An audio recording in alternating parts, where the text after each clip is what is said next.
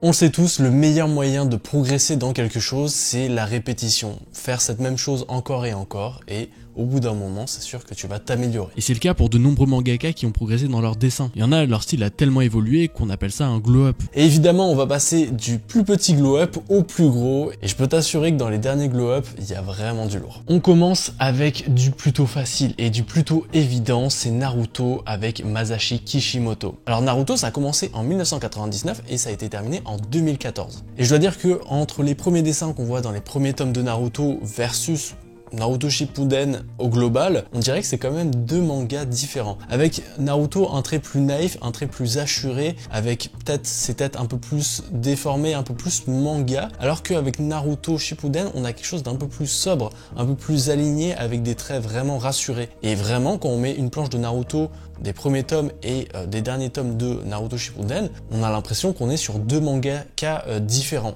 Alors pour autant qu'il y a eu cette évolution, moi je trouve le charme des premiers tomes de Naruto vraiment sympathique. Après je pense que c'est peut-être la nostalgie aussi qui joue, parce que ouais, quand on lit les premiers tomes de Naruto, ça fait forcément quelque chose, versus les derniers tomes de Naruto où peut-être, comme moi je pense, il y en a beaucoup qui ont été un peu déçus et qui ont plutôt un mauvais souvenir en fait de cette fin, donc je peux le comprendre.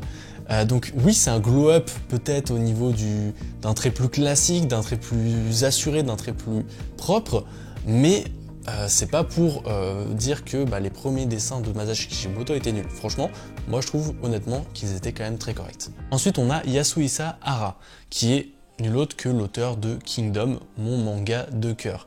Et oui, il y a eu un petit glow-up quand même, faut se le dire, comparé au premier dessin qu'il a fait dans Kingdom versus les dessins qu'il est en train de faire actuellement. Faut savoir que Hara, lui, il a commencé en 2006, là on est en 2024, donc voilà, ça fait quand même quelques années qu'il est sur la même série, mais les dessins n'ont pas non plus tant évolué que ça. Enfin, je dois dire que au niveau des traits, des personnages, des visages, on est quand même sur les mêmes choses, mais je trouve qu'il y a plus de justesse dans son trait, et c'est surtout dans la composition que je trouve que Hara excelle ces derniers temps par rapport au début, où on avait des dessins un peu plus sobres, un peu moins complexes, alors que voilà, sur les dernières planches, on a vraiment des choses beaucoup plus chargées, et évidemment, c'est ça, il a évolué notamment au niveau des armures, et même Shin, bon, il a évolué en âge, mais voilà, le Shin du début et le Shin de maintenant, on voit qu'il a maturé, et on le voit aussi à travers les dessins de Hara qui ont aussi pris en maturité forcément, et donc c'est en ça que je trouve que Kingdom, il y a eu un beau glow-up. Par contre, là où je trouve que Hara a diminué, c'est dans la qualité des couvertures qu'il fait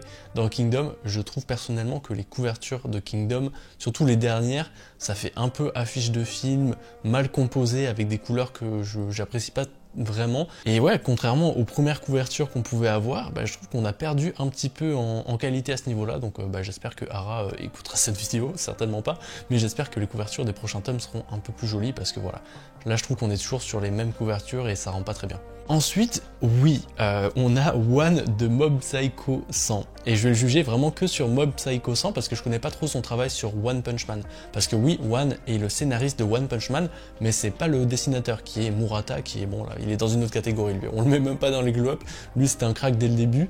Mais non, One, lui, pour la petite histoire, il avait dessiné One Punch Man sur le web en fait, il avait fait les premières planches, c'était éclaté au sol, mais au niveau du scénario, tout le monde kiffait, et c'est pour ça que le manga s'est vraiment fait connaître, et ensuite il a été refait par Murata, en collaboration avec One.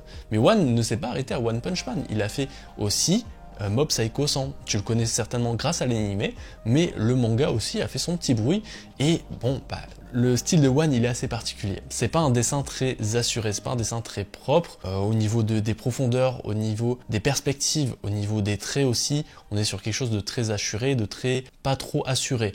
Mais au niveau de la composition quand même, il se débrouille bien, et je dois dire que justement les derniers tomes qu'il a produits, au niveau de sa composition, ont vraiment pris du niveau par rapport aux premières planches. Encore une fois, je te mets des premières planches de Mob Psycho 100 et les dernières, et tu vas voir que il y a quand même une petite évolution au niveau du style, au niveau de la composition, au niveau des décors. Et c'est assez louable puisque cette évolution a eu lieu sur 6 ans. Voilà, entre le premier tome et le dernier tome de Mob Psycho 100, il s'est passé 6 ans. Et on peut voir que même un dessinateur qui n'est pas non plus le meilleur des dessinateurs, si il dessine tout le temps, il va le progresser, et on le voit avec Mob Psycho 100. On a ensuite Tite Kubo, qui a fait notamment Bleach. Je pouvais pas citer Masashi Kishimoto sans citer Tite Kubo. C'est des mangas qu'ils ont fait sur une longue durée, donc forcément ils ont beaucoup évolué, et Bleach, on est sur à peu près 15 ans de publication. Donc en 15 ans, t'en fais des choses. Et voilà, encore une fois, je te mets 2 planches de Bleach et tu peux voir quand même que Ichigo, il a quand même bien changé au niveau de l'aspect, au niveau du trait. On a l'impression que c'est des mangaka différents qui dessinaient. On a aussi cette impression qu'on passe de Bleach normal à Bleach Shippuden. Tu vois ce que je veux dire? C'est vraiment des dessins différents. Moi, pour être honnête, j'ai toujours vraiment adoré les dessins de Bleach, voilà, avec les Arrancar, que ce soit même au niveau du chara design des personnages. Je trouve ça beaucoup plus stylé que les premiers ennemis de Bleach qu'on pouvait voir.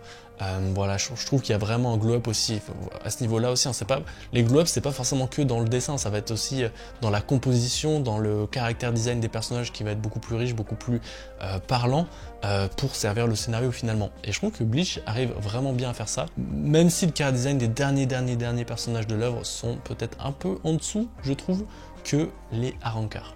C'est encore mon avis. D'ailleurs, en préparant cette vidéo, je me suis rendu compte qu'on a de moins en moins de glow-up comme ça sur des grosses séries. Tu vois, par exemple, des Jujutsu Kaisen, Dandadan, Sakamoto Days, c'est pour citer vraiment des gros mangas, Spy Family, tout ça. On a moins cette évolution parce que j'ai l'impression que les mangakas sont déjà recrutés fort, alors qu'avant peut-être on laissait un peu plus de chance à des jeunes qui arrivaient sur le marché. Là, en tout cas pour les gros magazines, les gros éditeurs, comme le Weekly Shonen Jump, j'ai l'impression que les mangakas sont déjà bien à leur top niveau, à leur prime quasiment au niveau du dessin, et donc on a moins cette évolution. Donc voilà, c'est une petite note que j'ai remarqué comme ça en préparant cette vidéo. Bon, comment ne pas citer un glow-up de dessinateur de manga sans citer Hajime Isayama de l'Attaque des Titans? Oui, beaucoup de gens détestent les dessins de l'Attaque des Titans, c'est pour ça que beaucoup se sont rabattus sur l'anime qui tout aussi bien. Moi, je dois le dire, depuis le début, j'aime bien les dessins de Hajime Isayama parce qu'ils sont vraiment uniques. Quand tu vois une planche de SNK, tu le sais tout de suite. En fait, c'est un style vraiment à part qu'on retrouve pas ailleurs. Et ça, c'est vraiment plus cool. Je préfère un manga moins bien dessiné, mais avec son propre style, que un manga super bien dessiné, mais qui, ça pourrait correspondre à plein d'autres mangas. Ça, c'est mon petit avis aussi personnel, encore une fois. Mais pour revenir à SNK, les premières planches de SNK versus les dernières, c'est vraiment différent. Même au niveau de l'ampleur des planches, voilà, quand on a tous ces titans à la fin qui vont sur l'île, voilà, pour pas trop spoiler, je suis un peu évasif, mais quand tu vois tous ces gros titans là, c'est quand même quelque chose en manga.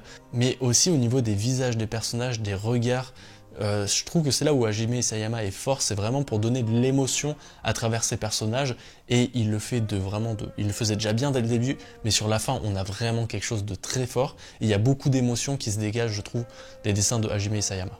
Bon là, on continue encore dans les glow-up, et je trouve qu'il y a eu un glow-up, mais qui est aussi normal puisque ça fait 35 ans que le manga est en cours. Malheureusement, c'est plus son auteur, son mangaka qui est à la tête du dessin, mais on va quand même souligner, voilà, c'est 33 années à peu près de travail de Kentaro Miura sur Berserk, et son dessin est déjà extraordinaire dès les premières planches. Mais voilà, faut le dire, c'était en 1989 que ça a commencé Berserk. Et donc voilà, on avait vraiment ce dessin de l'époque qu'on pourra retrouver dans d'autres mangas, style Okuto no Ken, style Jojo Bizarre Adventure. On avait vraiment une petite patte à l'époque, il y avait vraiment quelque chose qui pouvait se répéter sur différents mangas.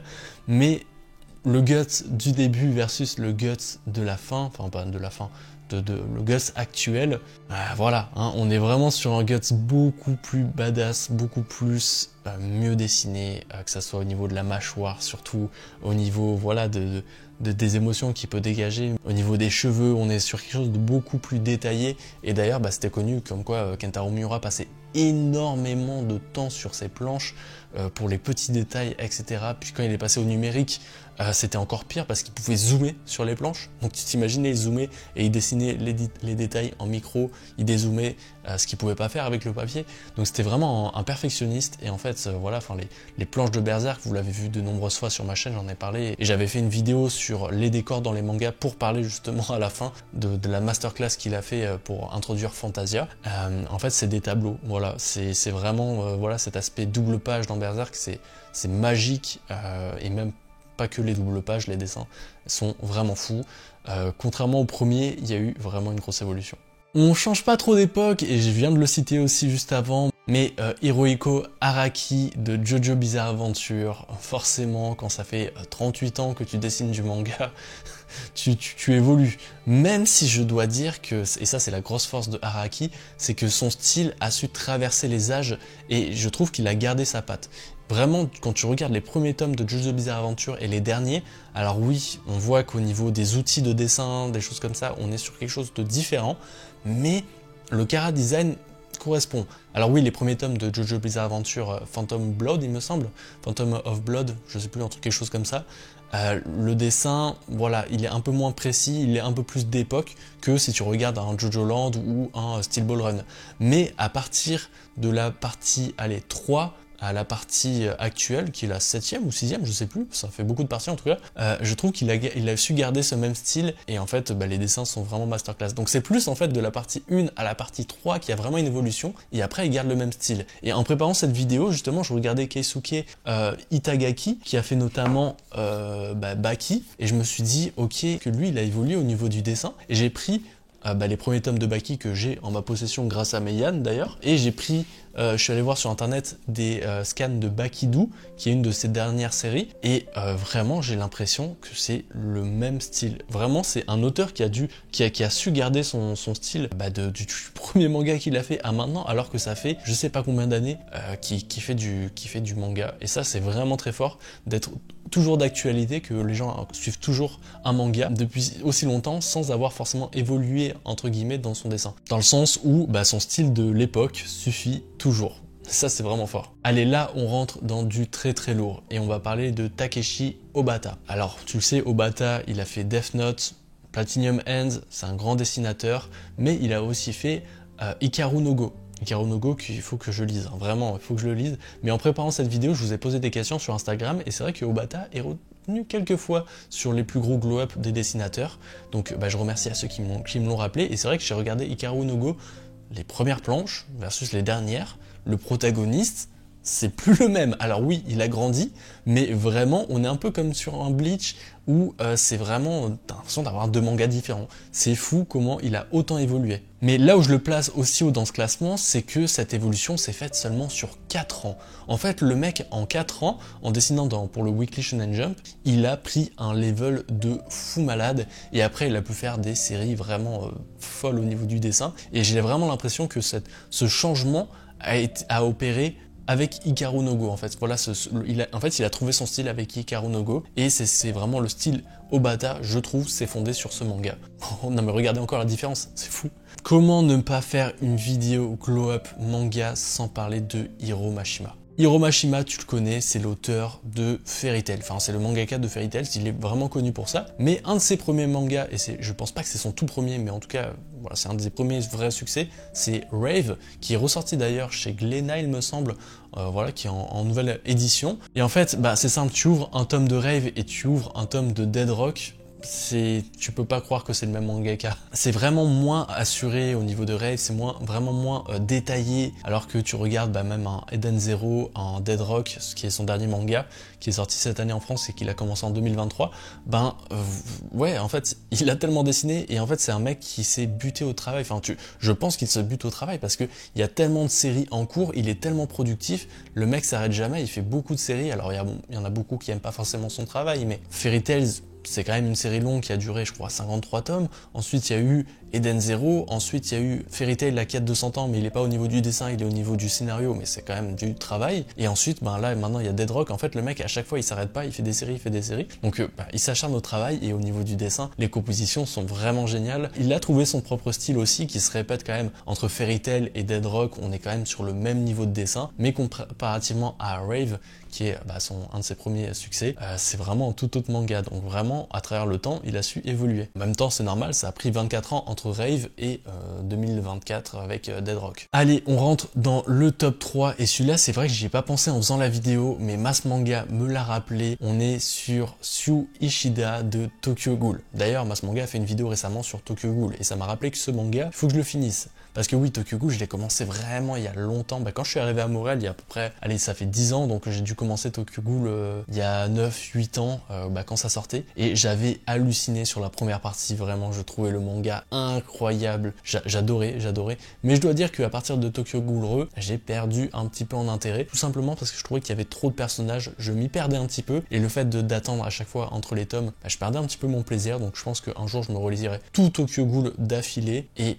voilà, au moins j'aurai une expérience un peu meilleure. Mais là, on doit parler des dessins, et vraiment, Suishida, tu regardes les premières pages, et tu regardes les dernières pages, je me répète, mais c'est le principe du glow up, hein. Qu'est-ce que tu veux que je te dise, hein. C'est vraiment une évolution de fou, en fait, j'ai l'impression qu'il a découvert des outils, en fait, il a changé de logiciel, je sais pas s'il était bridé, ça se trouve, c'est même les assistants. Depuis tout à l'heure, je parle de glow up, mais ça se trouve aussi, le fait d'avoir plus de moyens, parce que ta série fonctionne, t'as plus forcément peut-être d'assistants qui peuvent t'assister au niveau des dessins, et tes dessins sont peut-être un peu plus justes, parce qu'il faut le dire qu'une sortie hebdomadaire, ça fait que faut dessiner, et des fois tu peux rusher un peu les choses, mais voilà, les assistants, ça te permet par exemple de faire un peu plus de décors, de trucs, de structurer un peu mieux les choses, et donc forcément si t'as plus d'assistants, peut-être que tu dessineras, enfin le manga aura l'air mieux qu'à tes débuts. Donc c'est peut-être pour ça aussi qu'il faut le prendre en compte quand on parle de glow up. Mais Suishida, faut le dire, Tokyo Ghoul, on est aussi sur deux dessins différents, et j'ai regardé par curiosité quelques dernières planches, pour pas trop me spoiler, de Tokyo Ghoul, ça m'a donné envie de relire. Ça m'a vraiment donné envie de relire parce que les doubles pages, les choses, c'était vraiment très spectaculaire. Il mérite son top 3 dans cette vidéo. Avant de passer au top 2, voilà, je fais une petite pub pour Baron Collection, qui est un des partenaires de cette chaîne YouTube. C'est tout simplement un site qui te permet d'acheter des cartes One Piece, des cartes aussi Pokémon en japonais ou en français. D'ailleurs, One Piece ça arrive bientôt en français, je crois en janvier, avec PRB 01 notamment, qui est une excellente série pour commencer. Mais voilà, en tout cas, si tu veux commander en japonais pour la collection, tout ça, c'est disponible sur le site. Tu as 5% de réduction avec mon code 1viewer. Et comme c'est bientôt Noël, j'ai envie de vous régaler, et chaque personne qui aura utilisé mon code 1viewer lors d'une commande sur le site Baron Collection aura la chance de gagner une display complète en japonais. Le tirage au sort aura lieu le 24 décembre. Et merci à Baron Collection de soutenir la chaîne, les liens sont en description. Allez, le top 2 est Cocorico. Comment ne pas mettre Renaud Lemaire dans une vidéo glow up de manga en fait. Il a commencé Dreamland en 2006, et Dreamland est toujours en cours en 2024. Ça fait 18 ans qu'il est sur la série, et en fait il a fait tout simplement un remaster de ses 10 premiers tomes. Voilà, en fait il a pris les 10 premiers tomes de Dreamland, il a dit ok, mon niveau a tellement évolué par rapport au tout dernier que c'est plus, en fait les premiers dessins ne correspondent vraiment plus à ce que je fais actuellement, donc en fait je vais les refaire. Donc voilà, je sais pas comment il a trouvé le temps de refaire 10 tomes de manga, c'est énorme, tout en continuant Dreamland. Je sais pas comment il a fait, il est hyper productif, et en fait il n'a pas fait que redessiner les dessins, mais il a aussi refait la structure, la composition.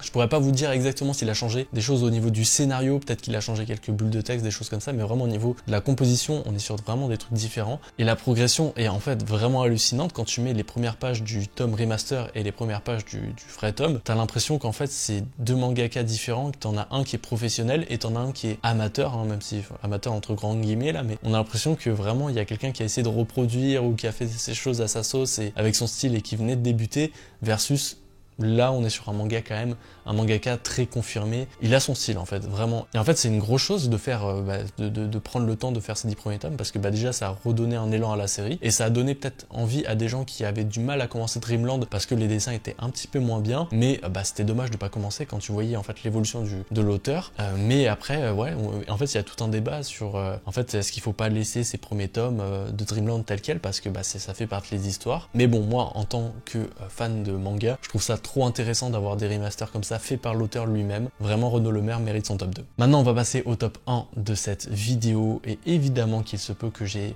oublié des mangaka, donc n'hésite pas à les mettre en commentaire pour voir. Voilà, ça se trouve il y en a vraiment un ou deux où je suis passé vraiment à côté. Mais maintenant il faut parler de Atsushi Okubo. C'est notamment le mangaka de Soul Eater et de Fire Force, et c'est un mangaka que j'ai découvert à l'époque, mais avec son animé Soul Eater, où vraiment en fait j'ai adoré cet animé. Je pense qu'à l'époque ça passait sur MCM, enfin je sais plus sur quelle chaîne ça passait, donc je le suivais de temps en temps comme ça, et j'avais pas toute l'histoire, et un jour je me suis dit je vais le commencer en manga, et là j'ai ouvert les premiers tomes de Soul Eater et j'ai fait ah ouais, c'est pas comme l'animé, c'est le dessin il était un peu moins assuré, le dessin était vraiment un peu plus rondouillé, un peu plus, vraiment t'as l'impression que c'était une caricature de manga sans vraiment manquer de respect à l'auteur, mais on était plus dans du manga avec les gros yeux, des disproportions, tout ça. Et après, en fait, t'as Fire Force.